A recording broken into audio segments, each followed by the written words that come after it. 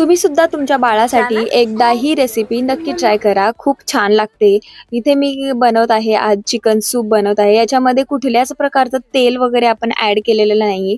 तुम्ही इथं बघू शकता मी अर्धा किलो चिकन घेतले. त्याला व्यवस्थित 2-3 पाण्याने धुवून घेतलं आहे.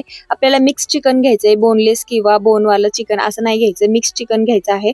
आणि त्याच्यानंतर त्याला मी हळद आणि मीठ टाकून शिजायला ठेवलं आहे. वरी झाकण ठेवून त्याच्यामध्ये पाणी ठेवलं आहे.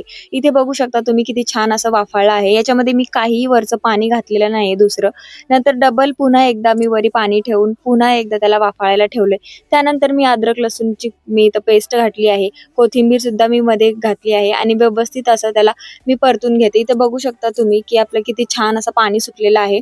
त्यानंतर मी त्याच्यामध्ये प्लेटामध्ये ठेवलेलं गरम पाणी मी त्यामध्ये ओतून घेतलं आहे.